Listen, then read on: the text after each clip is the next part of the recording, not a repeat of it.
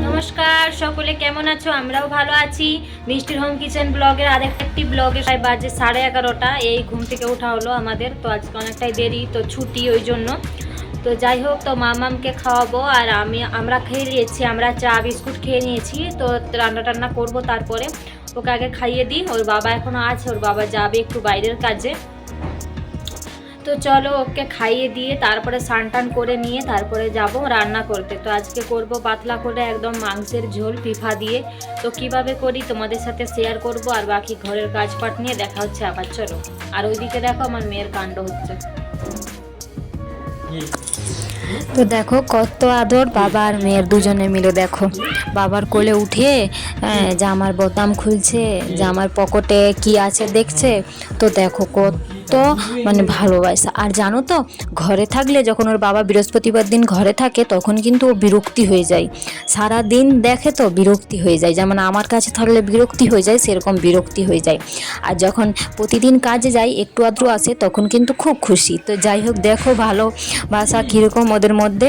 তো চলো আমাকে রান্না করতে হবে, ওরা ভালোবাসা করুক। তো এদিকে দেখো আমি তেল গরম করে পেঁয়াজগুলো দিয়ে দিচ্ছি। তো পেঁয়াজগুলো দিয়ে এখন পেঁয়াজগুলোকে ভেজে নেব। সঙ্গে দেখো একটা আলুও চলে গেছে, জানো তো। তো দেখাইনি, পরেই দেখলাম। তো যাই হোক চলো, পেঁয়াজটাকে সুন্দর করে ভেজে নিয়েছি। এখন ভেজে নিয়ে আদা আর রসুন পেস্ট দিয়ে দিচ্ছি।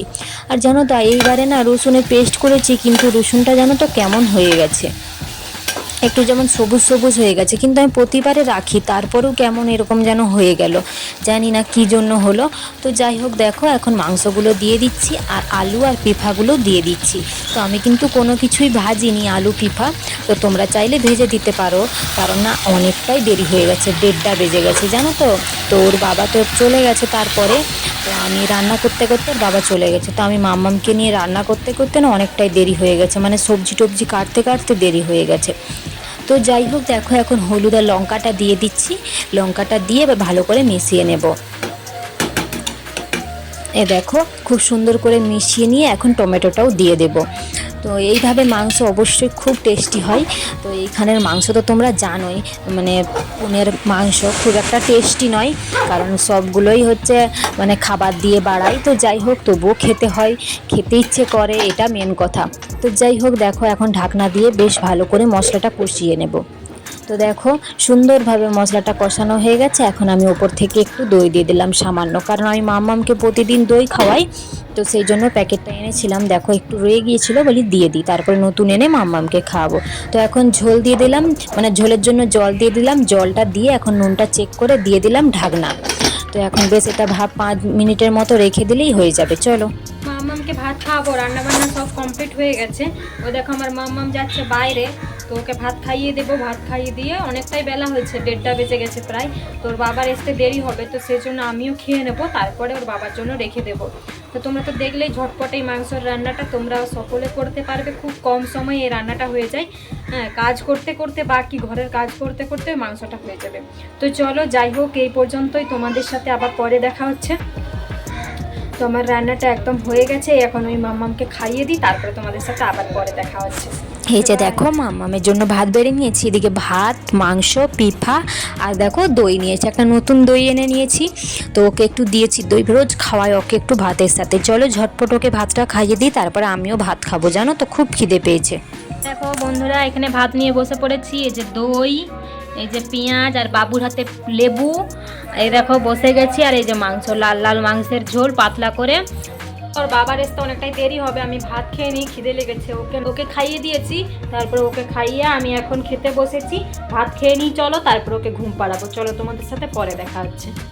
দেখো আমার মামামের জন্যে কতগুলো ক্লিপ এনেছি, খুব সুন্দর, এইটুকুটুকু একদম ছোট্ট সুন্দর একদম।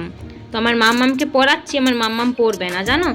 আর এই যে দেখো সঙ্গে চুড়ি এনেছি, ওর হাতের যে চুড়ি এনেছি, কিন্তু পরতেই চায় না। ওই যে দেখো বসে আছে ওইখানে, খালি বদমাশি করে জানো। বাজার, এই যে আমার আইব্রো করতে গিয়েছিলাম আর সঙ্গে গিয়েছিলাম এগুলো একটু কেনাকাটা করতে।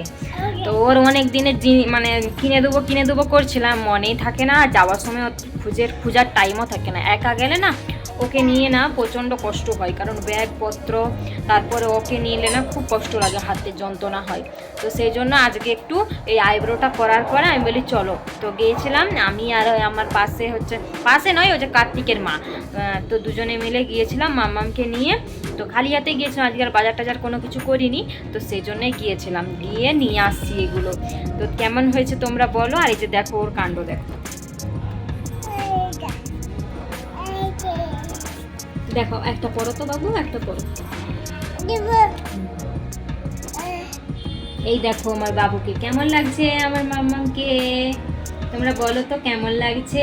এই দেখো খুলে দেবে, দেখো এই দেখো।